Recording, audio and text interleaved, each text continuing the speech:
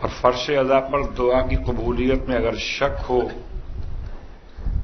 تو اس انسان کو شاید فرش ادا کی عظمت کا ادراک نہیں ہے۔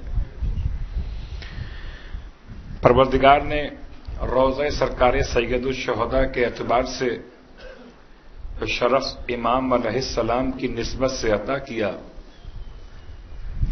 اس شرف کو ائمہ اطہار اہل بیت علیہم الصلاۃ والسلام نے اس طرح بیان کیا کہ قبول الدعا تحت قبتہ، کہ دعائیں قبول ہوتی ہیں روضہ حسین کے قبے کے تحت میں۔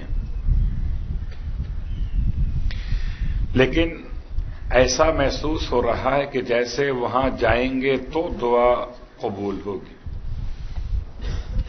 بلکہ شاید ایک اور انداز سے آپ اس کو محسوس کر سکیں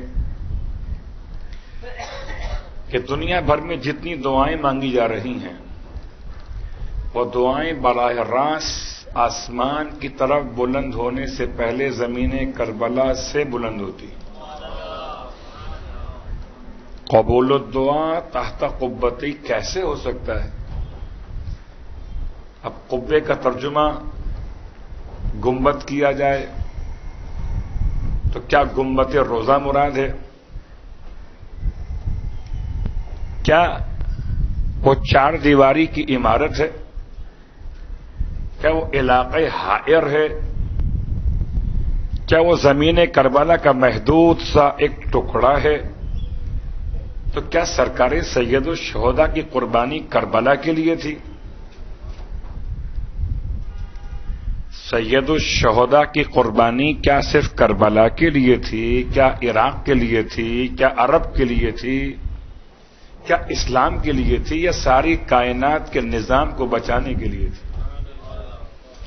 تو قبول الدعا تحت قبتہ ہی، ایک اس کا عموم ہے، ایک اس کا خصوص ہے۔ خصوص وہی ہے جو آپ نے سماعت کیا کہ جو وہاں پر اس گنبد کے نیچے کھڑے ہو کر دعا مانگے اس کی دعا خدا قبول کرتا ہے۔ یہ خصوص۔ عموم کو اگر لیجیے، شیخ الحدیث علی اللہ مقامہ مولانا شبیر حسین نجفی، کون نہیں جانتا آپ میں سے؟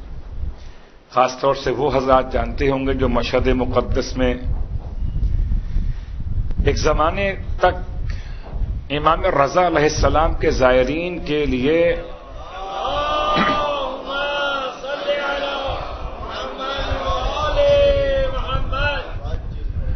مہمان سرائے امام رضا علیہ السلام کے کھانے کے کوپن یا جو بھی آپ کہیے ٹکٹس وغیرہ کہہ لیجئے، وہ مرحوم اپنے ہاتھ سے دیا کرتے تھے۔ یعنی اب تک نگاہوں میں منظر محفوظ ہے کہ آرام گاہ حر عاملی کے ساتھ آفس ہوتا تھا سین انقلاب میں۔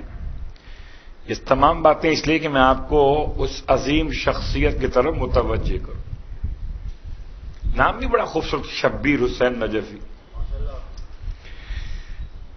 اتنی احادیث یاد کی تھیں قبلہ نے کہ ان کو اس دور کے علماء نے شیخ الحدیث کا نام دیا تھا۔ ہمارے یہاں مشکل ایک مسئلہ ہے کہ لوگ احادیث کو بہت کم یاد کرتے ہیں، اور اگر یاد بھی کر لیتے ہیں تو عمل کرنے کا خیال نہیں آتا۔ تو یاد تو ہو جاتی ہیں مگر عمل نہیں ہوتا۔ مرحوم کہا کرتے تھے کم از کم اتنا تو عمل کر لو کہ حدیث کی زکوٰۃ تو ادا ہو جائے۔ اگر 40 حدیثیں یاد کی ہیں 10 دنوں میں محرم کے، تو کم از کم ایک حدیث صلوات پڑھے محمد و آل محمد، عمل کر لو۔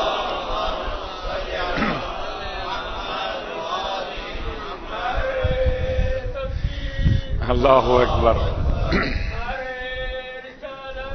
یا رسول اللہ۔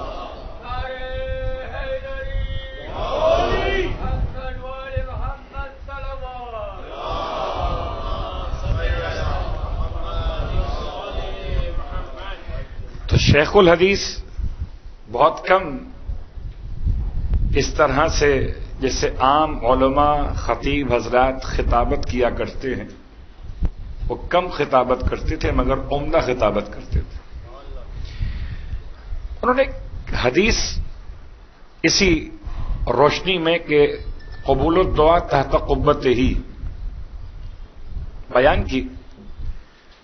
کہتے ہیں کہ اگر کسی مقام پر معصوم کے فرمان کا خلاصہ بیان کیا کہ اگر کسی مقام پر دنیا میں کسی مقام پر سرکار سید الشہداء کی مجلس اعظا منعقد کی جائے تو خدا اتنی دیر کے لیے اس مقام کی فضاؤں کو روضہ حسین کے گنبد کے برابر کر دیتا. اس لیے میں نے آپ کو زحمت دی کہ جب کبھی فرش اعضا پر آئیے تو اس خلوص کے ساتھ دعا مانگیے جیسے روضہ حسین کے گنبد کے سائے میں دعا مانگتے.